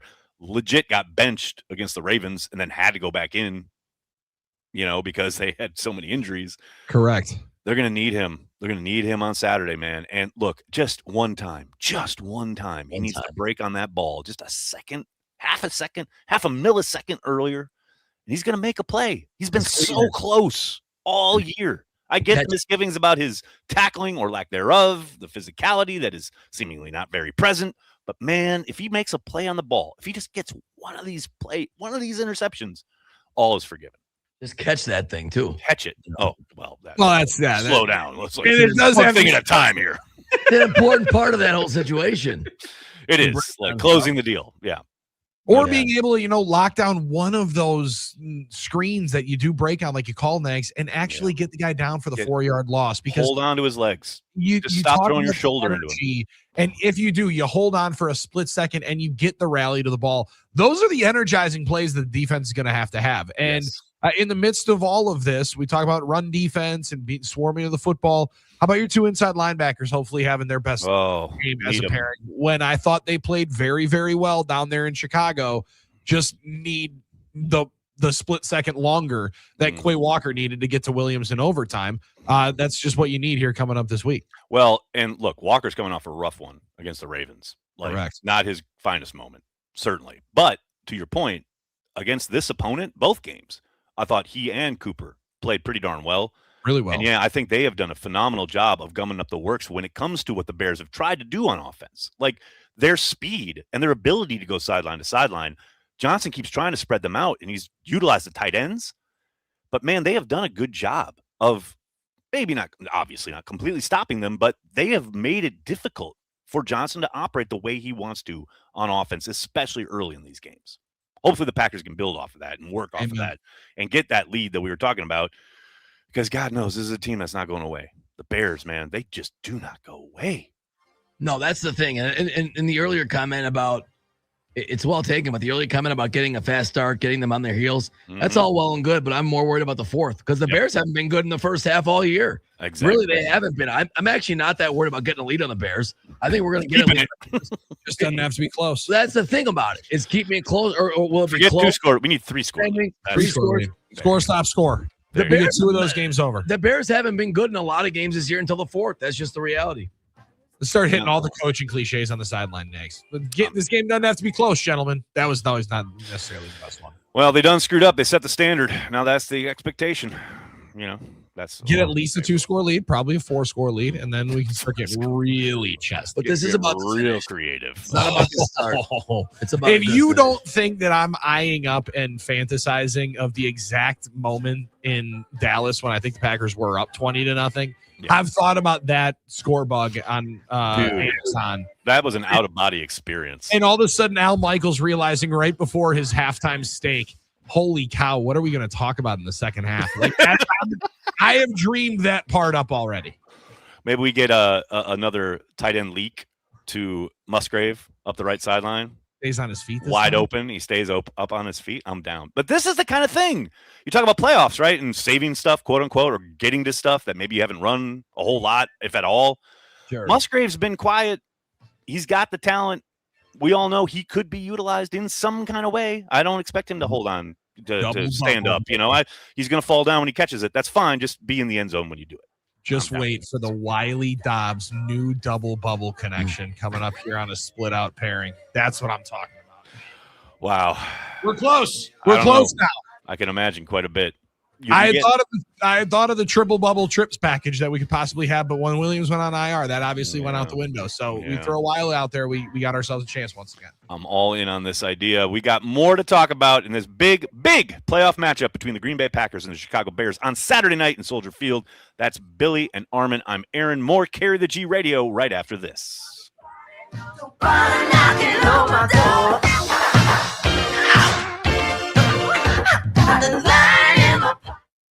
Fox on Tech. Wall Street is betting big right now that everything you buy and sell, from gold to real estate, will all soon be tokenized, ending slow paper-based trading, moving into the future of 24/7 instant digital trading. Like trading stocks, you own a piece of real estate or gold, for example, but it's bought using stablecoin, and you can do it anytime, day or night. Right now, buying a bond takes about 2 days to finalize. But Wall Street leaders like BlackRock, JP Morgan, Goldman Sachs, and Citi are all preparing, building a tokenized stock exchange to handle these instant trades. However, the U.S. isn't the first country to look to break into this. France unveiled the first ever tokenized stock exchange, calling it the Lightning Stock Exchange, leaving many U.S. crypto advocates frustrated. Here in the U.S., the Genius Act, signed into law by President Trump this year, creating a regulatory framework supporting stablecoins, a key digital asset in tokenization. With Fox on Tech, Darren Botello, Fox Business.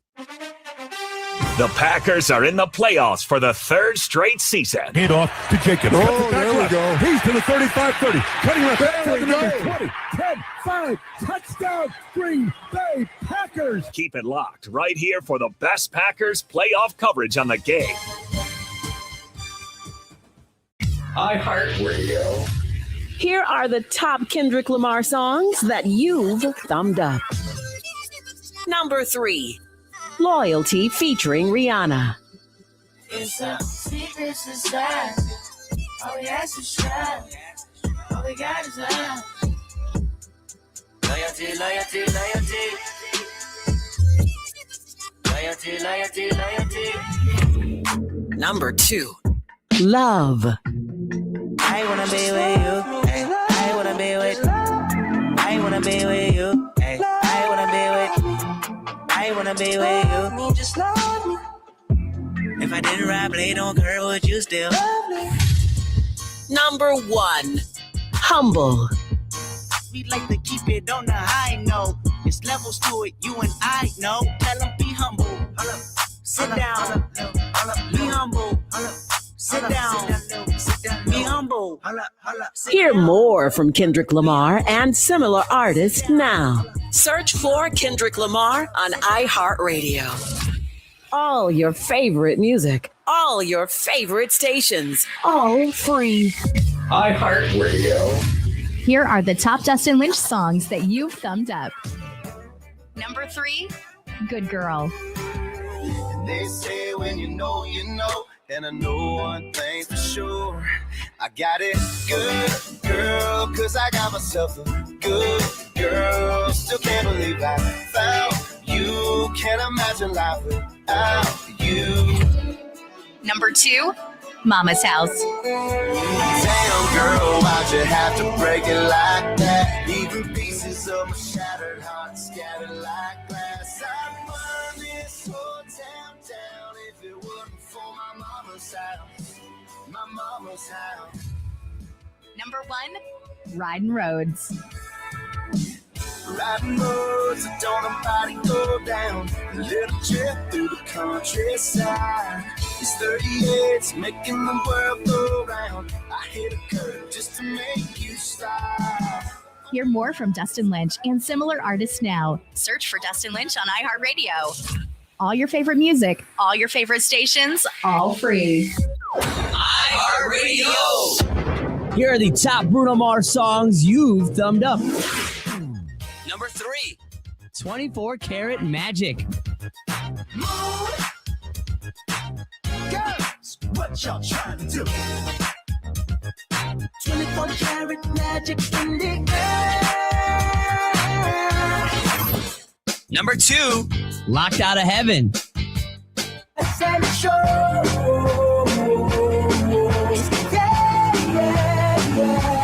You make me feel like I've been locked out of heaven for too long. Number 1, That's What I Like. I'm gonna give it to you. Gold jewelry shining so bright. Strawberry champagne on us. Lucky for you, that's what I like. That's what I like. Lucky for you, that's what I like. That's what I like. Hear more from Bruno Mars and similar artists now. Search for Bruno Mars on iHeartRadio. All your favorite music, all your favorite stations, all free. Saving energy saves you money. Whether you switch to Energy Star light bulbs, install Energy Star windows, or add extra insulation. Learn more at EnergySavers.gov. Brought to you by the U.S. Department of Energy and the Ad Council.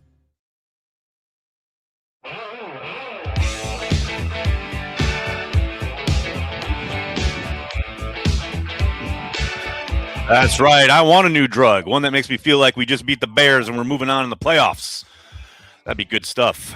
I would never leave the house. Billy, Armen, and Aaron here on Carry the G Radio, getting ready for a playoff showdown with the hated arch rival Bears. Man, it's hard. It's hard. It's hard not to just sit here all week and be excited, nervous, whatever.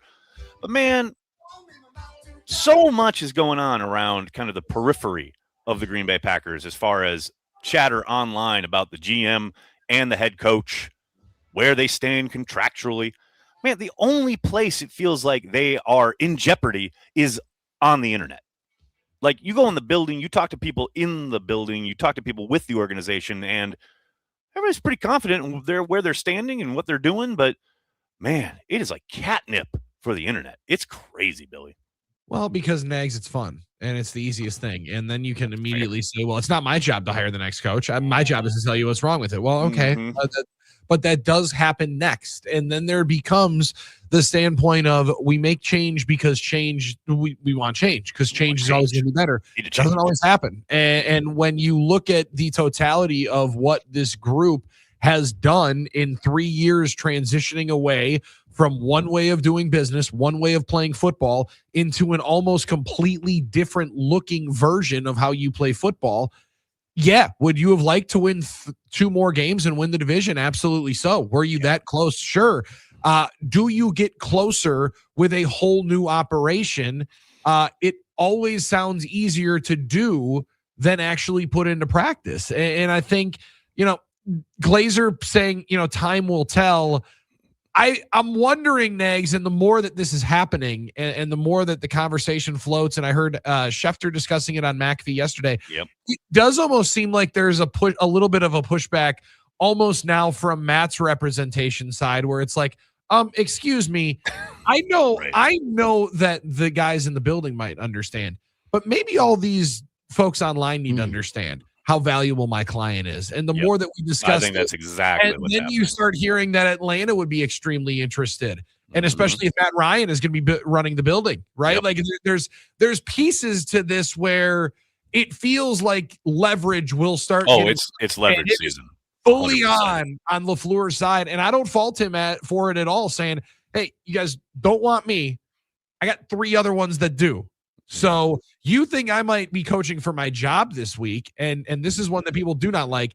I think he's coaching for a 2-year with an option, or 3 years with an option, probably bigger payday than people are really going to like to hear. Well, that's the thing. Look, I think this is all way much ado about nothing. But to your point, you're absolutely spot on as far as trying to get the public on board with the idea that Matt LaFleur is a valuable asset, right? Yeah, the Packers paid the going rate for Jordan Love, their starting quarterback, and people to this day are complaining about it, but that's the market rate. Yes. They're going to pay the market rate for Matt LaFleur. Like this, I get that, like you said, it's fun to talk about whatever. Yeah. They're going to pay him.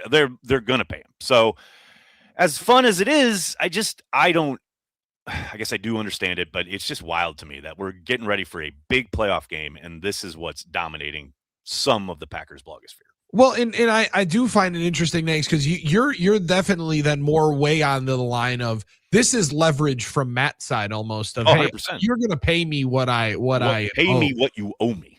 And that's just such a different conversation than I think people believe that it is. And it is it's a stark contrast. I think both of them, and this is the other part of it, and nobody will know because Ed Policy and the policy perspective, I love that he's keeping it up. I don't think he's going to answer this question. No. If you could go back and do it again, would you have made the statement that you made last summer? That you made in the summer? And I don't think he would, but urgency is never a bad thing for everybody. But it being the consistent conversation, I don't necessarily think was yeah, well, and judge consistent conversation in certain quarters, right? There's certain people that logged on and were like, "Oh, look what he said," and then just beat that horse all season long. Which, no doubt about it. Fair, understand. We all need content. I get it, but yeah, what I would do, and no one cares what I would do, but what I would do if I'm Ed Policy, I give Gutekunst the job he interviewed for. I make him head of football, head of the general manager with the power to hire and fire, and let him make the decision, which I suspect he would probably bring back Matt LaFleur. No more triangle of power situation. No. Well, and Nags, I wonder if it would be their possibility of being able to keep John Eric Sullivan is if they did reshape it a little bit and he became president of football, like you just said, like a lot of teams are doing. And that was what Sportology told the Atlanta Falcons. I don't know if you've been following this. Yes, Sportology's on it. You're a Chelsea guy, right? Chelsea guy. Yeah. So the guy that used to run Chelsea FC runs now this consulting firm, Sportology. They tell you what's wrong with your team. What a racket. We're going to tell you what's wrong with your team. All right. This is why Ron Wolf has a whole chapter in his book about how evil like committees and consultants are. Correct. Yeah, but these guys aren't different, Nags, because they're Sportology. No, they Sportology, understand right. sport on an ology level. The more that you sit and listen to guys think, like, we need to separate this side of it, that side of it, this side of it, that The side of it. silos, Billy. The You silos are a allow problem. football to do it, and I think that they have The more Titans are than doing it with Brinker. showed. Brinker's going up the chain, and they're have football decisions being made underneath him. Yeah, For sure. And I think that Possibly. might be where the league goes. And that might be if they want to, if they feel that incentivized to keep John Eric Sullivan, maybe that's a way to do it with a title change. And a bump. At least they hired the consultant to tell us. Yeah, they need Sportology. Sportology. At least Ed is doing the policy perspective. I like that. He answers. I know, I do like it, and the fact that he preemptive striked with LaFleur—that's not a word, but I just made it up. Yeah. About how proud he was the work the team has done this season with adversity, etc. You talk about like maybe whatever misgivings he may have had about speaking the way he did this past summer. That felt like, okay, let me throw a little something out there, a little breadcrumb to like, oh, whoa, slow down, guys. Like there ain't no need to be talking about this. Like maybe.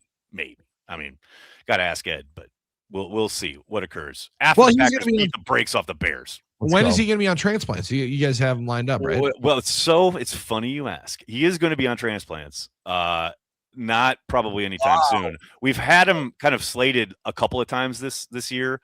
Yeah. And something has come up, blah, blah, blah. But he has shaken Corey's hand and said, yes, I will come on transplants. So and that's good enough for me. It's happening. It's happening at some point. I think the best time for him to be on is Super Bowl week at radio. I like that. I love this idea. I was saying he should come on Wednesday of this week. We come on. That's very true. Yes. That'd be great. In advance of this game against the Bears. But the Packers, I guess, got that request got lost in the mail. But I guess we'll keep asking.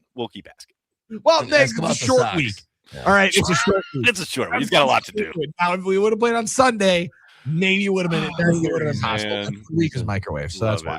Yeah, I get it. Got to get that travel day on Friday. Speaking of Friday, oh, hey, wait, I can't believe I haven't talked about this. The Packers are having a pep rally in Chicago at Will's Northwoods.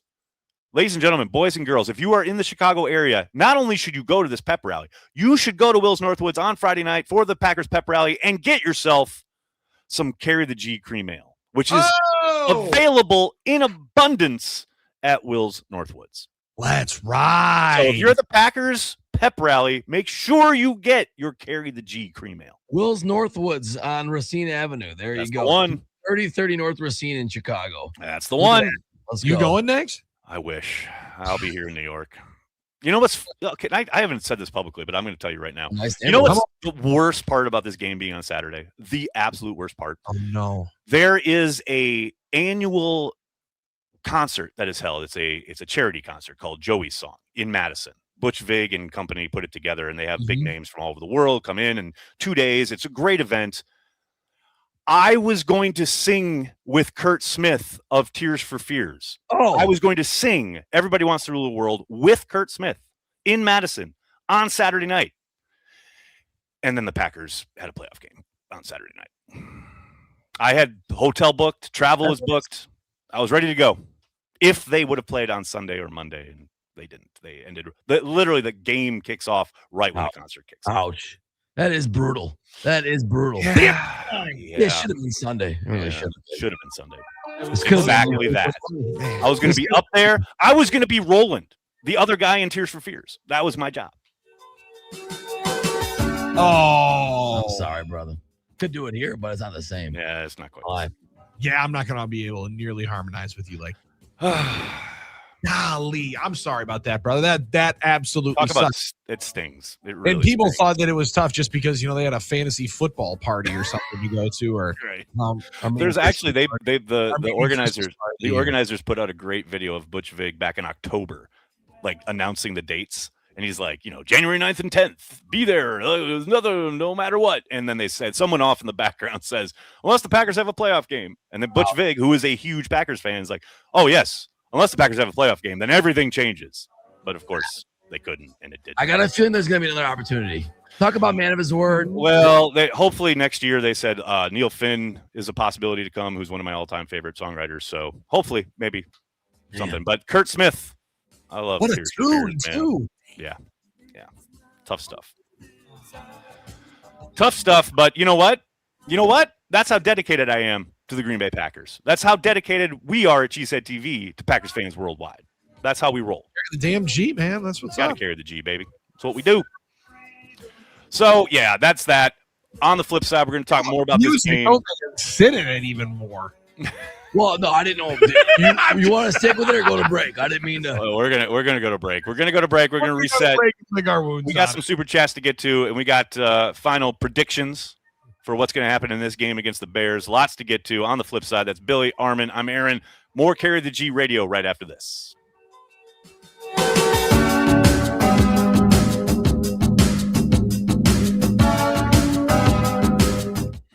I'm Ashley Dvorkin with a Fox Celebrity Profile with Mary Elizabeth Winstead and Micah Monroe of Hulu's remake of The Hand That Rocks the Cradle. Winstead hasn't seen the 1992 original, but it still had a chilling effect. I'm planning on seeing it. I have been meaning to see it ever since. I feel like you I understand. I knew the feeling of it. Like I remember when it came out, we all knew, even as a 9-10-year-old, I felt it. I was like, what is this movie? And she's a nanny? She's doing what? And, oh my God. Like there was a feeling in the air that I remember, like viscerally. Monroe said she loves the original and shared how this one differs. This version is like very grounded and at its core is just, looking at these two, very flawed female characters. Adding to the tension on screen, the stars kept their distance on set. It was really great. I think it was like a really collaborative experience in that way. It was only to kind of help aid in the scenes, kept that sort of mystery between us, and we still were like super friendly. Ashley Dvorkin, Fox News.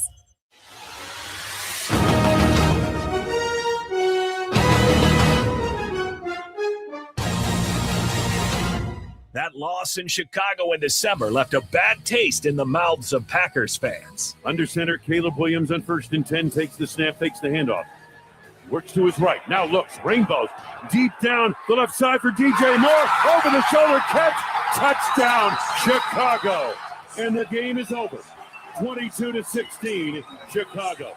Unbelievable. But that can all be erased with a victory this weekend in the Windy City. We understand, what we're going to be in. So, really it's just approaching the game the right way in terms of, the mentality throughout the week preparation, making sure, obviously, we're locked in on that stuff. So, obviously that's going to be big, especially offensively, with crowd noise and whatnot. But, we've been in hostile environments before. We just got to find a way to come out with the W. It's the Packers and Bears in the wild card round, and we're previewing every angle on the game.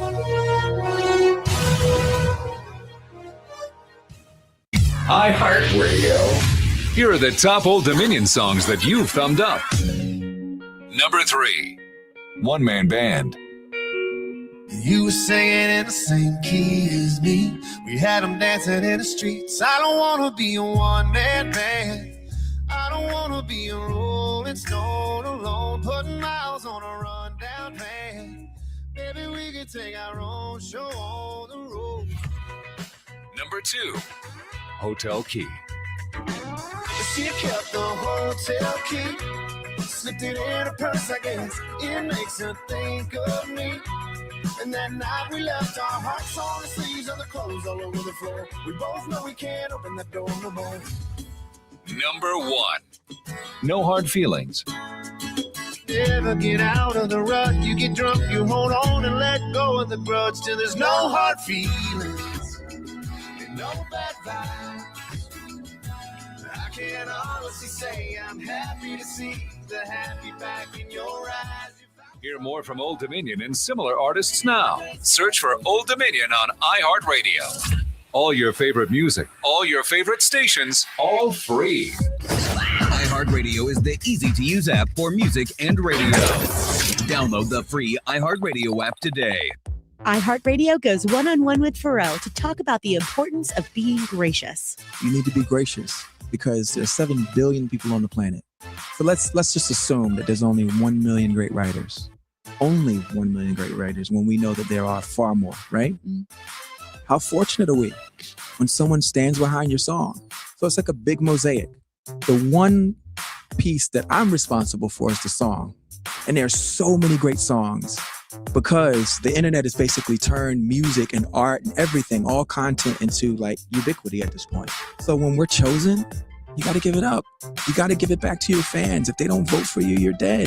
Keep listening to iHeartRadio for more Pharrell and all your favorite artists.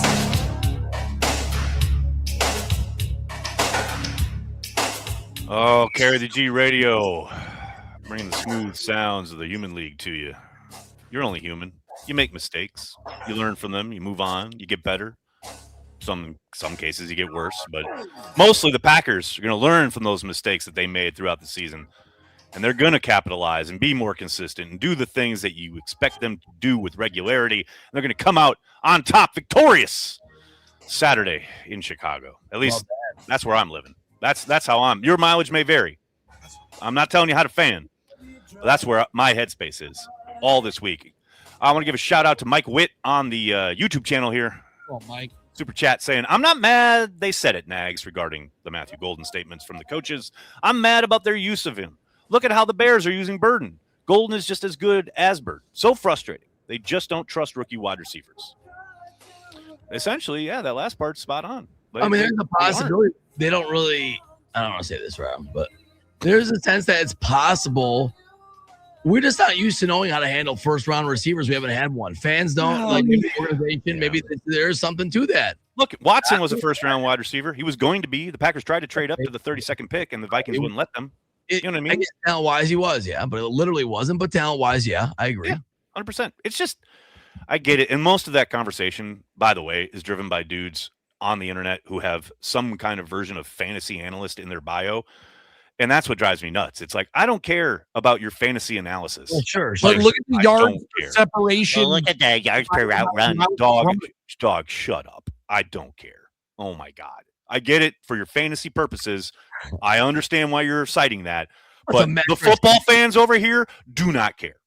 Well, and I think there's also more of the playbook that just becomes a part of it. And whether or not that means that he knows how to run every single route, like that's not what it becomes. Or every adjustment to certain coverages, what he's being asked to do as far as how willing of blocker we are throughout. Like you mentioned Christian Watson. One of the biggest reasons why you couldn't take him off the field his first year as a young wide receiver was because he was such a good blocker, and that earns you opportunities in the pass game. Yes, and there's a lot to that, whether or not you think it's right, wrong, you can be indifferent about it, but that's just kind of the way, not only I think it goes in Green Bay, but with a lot of these teams with this style of offense. I mean, look at, somebody could show me Ricky Pearsall's numbers from a year ago. Now, also, he had some extenuating circumstances. No, there's something going on there, but also he missed games here, and he also didn't have incredible numbers right out of the gates. I don't think Brandon Ayuk had extremely great numbers right out of the gates. Then he turned into a 1,000-yard receiver. So you see it a lot, but it is definitely more concerning than not. To the other part, frustrating than not is more frustrating. concerning. Yeah, that's better. That's the word I was looking more for. to playing receiver than getting separation and catching it and getting targets. Although that is a big component. A huge big component. You just told me that metric doesn't matter. One of the math guys and the football fans don't like it, though. I mean, Getting open is a pretty important component of the. Well, then let's not poo-poo every metric then. Next, Well, no, we're going to poo-poo metrics when they're utilized to try and beat down Packers fans and say, "Well, you drafted the wrong guy because we got Burden." Again, Burden's getting opportunities. I think Burden's a good receiver too. Whether or not Golden's better than Burden, like Mike said, is remains to be seen. I'm not totally sure of that yet, but I hope he is. Burden was Armen's guy during the draft process. Now we're getting to it. Okay, here we go. Not that I want to be better. It's possible. We're just trying to confirm some priors over here. I get it. I see what's up. There's an assumption that they're both good because they're both in the same round. That doesn't mean they're the same player. No, they're not. Whatever Burden does nothing. Like that means absolutely less than nothing for the Green Bay Packers. Just bringing up what he said. Yeah. So I don't. We shouldn't compare ourselves to the other side of the fence. That's what people do a lot in sports. Listen, I do think you're right though, Billy. Whether or not he has a big rookie year does not mean he has. It doesn't litigate his whole career, right? And a lot of litigation going on with Matthew Golden's career already. It's not necessary. He had great moments early in the season. At the time, it was he's playing great, just hasn't got his first touchdown yet. Yeah. He was hitting some big receivers, so I don't know. Should have had that one in Cincinnati, man. Against Cincinnati, sorry, in Cleveland too. Like, so close, so close. So, it was big in the Dallas game, really big, really big. That fourth down, great couple catches against Denver too. That's the most recent example of what he can do for you, right down the sideline. Nags, I got a question for you, and I don't know how on earth we find out. I don't know how we would find him. Will BJ Raji make a statement, an appearance, some kind of pull this weekend? Will we hear from BJ for like the first time in a decade this weekend? If the Packers are any good at their job when it comes to marketing, he will be there Friday night in Chicago at the Pepper. Now that's just me pulling this out, right, and saying that is the most obvious thing you have to do as an organization is have BJ Raji show up at Will's Northwoods and slam a carry the G. Like that needs to happen. That, and then I'd have him walk out for the coin toss. I mean, like I'm throwing everything out there. Well, I don't know if the away team can send out, some former player captain. I think that's something the home team does, but I don't know. I like it. Let's break the norms. Let's set some precedents. Did Coach I'm from Charlotte? They don't know who you can send out. The thing is about hearing Raji is where would you hear from him? That's exactly it. I don't know. And he'd have to call a press conference. Maybe Clay can get him on his show with Taylor Lewan. Some of the boys guys. Yeah, maybe there. Hey, we know Ryan Wood's got his number. Ryan Wood has done most of the work since his retirement.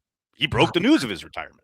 We gotta get words from BJ Raji this week. I hope he do well. Because I've already seen that video probably 1,400 times, and I'm expecting to see it 140,000 times before kickoff on Saturday night. So I would like it to be paired with hearing from the big man. Only time I ever had to leave the press box.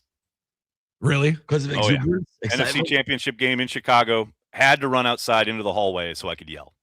Because there's no cheering in the press box, obviously. Right. That was the one time in my life that I ran out of the press box. An early dagger call by Wayne on that. Yeah, very early dagger call. Very early. So in that press box, what was the setup? Were any of the Packers people in there as well, or did they have their own spot? This was aux press because you don't give regular press in the NFC Championship game to a blogger. That's for sure. Okay, that's fair. Yep, that makes sense. But I have been in the regular press box for regular season games when I was on the beat, etc. Yeah, man, that is miserable. That press box is awful. Like the angle of it, the view, it's terrible. I mean, it is terrible. The aux press was hilarious. We were all sequestered in a dark room downstairs, watching it on television. True story. Still might have been the better view that I had than the 2019 first game of the year where I stood kind of like by the water so I could see the field instead of the seat that they kind of didn't put enough chairs, but they did have my name on. Your name was there. You did belong. But just didn't have enough chairs because somebody's photog was there, and it was my first time. I'm not right. You're not fighting. So I stood there. Do you know who I am? Yeah. Are you kidding me? You kidding me? Been hosting afternoons for 4.5 weeks. All right. I think please. Where is my chair? So I just stood there and watched, and obviously the punts you couldn't see or kicks, but right. It was weird enough that way. But Mark Murphy just walked by me about 4 or 5 different times, so I didn't know if in that spot, because those are some of the best stories in those moments. There's no cheering in the press box, but say that to the general manager. That's the best part, man. Elliot Wolf used to go ham in press boxes. I'm sure he still does there in New England. But man, he was like his dad. Like he would just swear, pound the table. Like it was hilarious. My favorite, I've said this before, but my favorite moment in that capacity was Ted down in the 2016 season where they had that real rough stretch, start 4-6, etc. Mm-hmm. They're down in Tennessee and the Packers are terrible. They come out the gate like just looking awful. Come out of halftime, first drive out of half, they pick up a first down, something they did not do a lot of in the first half. And bone quiet press box. You just hear Ted go, all right, there we go. Totally stoic, focused. And he's sitting next to Mark, and it's just like drop dead quiet and just okay, there you go. It's funny to hear that about Ron too, because I always had the image of him as a kid being very stoic in his suit at the end of Super Bowl 31, just flashing the key on TV. Yep. I remember thinking, man, this guy's calm. He exudes that sort of calmness, right? Yeah. But I guess it wasn't like that, huh? No, not at all. The stories of Ron in the press box are legendary. No, well, I don't blame him. I mean, it makes me feel seen. It validates my feelings because I'm doing the same thing. Yes. I'm going crazy. That's why I want Goody to go ham in the press box on Saturday night when they win. Like, we need a shot. You remember, did you see that shot of John Lynch and the 49ers? Yes. When they gave up that, 19-yard run on 3rd and 18 or whatever it was? I also would like Goody, though. I want to see him with the John Schneider pits. Now, also, John Schneider. Was amazing. That's Old awesome. Spice got to be with his with pretty soon, right? Like official partner of the NFL. He's going to have him. That's going to be his partner at Super Bowl Radio Row. Yeah, exactly. John Schneider wasn't going to be doing Radio Row. Now he wasn't in there. He's doing it now with a big check, I would assume. Brought to you by Old Spice. Yeah, you kidding me? Degree with the quarter zip, Speaking of Radio Row, got the old credentials this morning. Oh, no. For the Super Bowl. So if the Packers are there, I'm there. If the Packers aren't there, I don't know. Well, it's not necessarily the best trip out there this year, That's what right? I mean. I don't like the Super Bowl in Santa Clara. I don't like that. I should done it. Know it's this. not fun. Where is it next year? That's a good question. I don't know. Good. Okay, I wasn't the only one that knew. Whatever it is I guarantee it's better than this one. Because everything's so spread out and brutally. You spend the whole week in an Uber. It's just bad. It's just LA in 27. Oh, it's not much better, but it's a little better. That's why New Orleans. I do want to go to that stadium. That stadium is one that I have not the been Packers to will be there next year. They will play in the Rams. That is correct, man. I'm not ready to think about next year. We got Mike Witt throwing it down. He's got his prediction here. What's up, Mike? 26-23 Packers Saturday night. McManus walks it off at the end. Book it. More nervous for a walk-off field goal if you're tied or receiving an onside kick, guys? What's more nerve-wracking? Onside kick. I would the say wound is so fresh. You should win that. Yeah. You know a field goal could go either way. And it's tied either way, right? The wound is so fresh. Oh, my God. If it comes down to an onside kick on Saturday, I might pass out. Like, I don't need that in my life. McManus, well, at least it'll be taped. And McManus has righted his own ship a little bit, He has. Had that mid-season kind of looking good. I mean, that talk about a rough one for the Ravens the other night. Although, shout out Mike Tirico. Oh my God, that dude is so good at his job. Good. Holy cow, he's so good at his job. It's ridiculous, man. And Nags, the funny thing is, I had always been like, I know he's good, but he's not my favorite guy. Yeah. Now that's kind of like more out the window. Yeah. Because I always thought he was so good at him. Harlan's, so that's why I would prefer him to do that. But it was like still my favorite. Not Harlan's still my guy. But Tirico's phenomenal, man. And I know there's a lot of people that are not happy with the broadcast team coming up this week on Saturday night. I still enjoy Al Michaels knowing my man is looking at himself with a big old T-bone sitting there at halftime. Still one of my absolute goat of all goats. You do have to, respect a legend, but he does kind of just sleepwalk through these games. So. That's why, luckily, Wayne and Larry always #1 broadcast team in the league. Absolutely, book it, love it. Can't wait for this game. Can't wait to talk about it next week. Carry the G Radio will be back. They keep saying all these guys will be back for Doomsday, Avengers, whatever. Carry the G Radio will be back next week. Billy, Armen, and Aaron coming to you each and every week here on Carry the G Radio. Talk to you next week. Go Pack Go.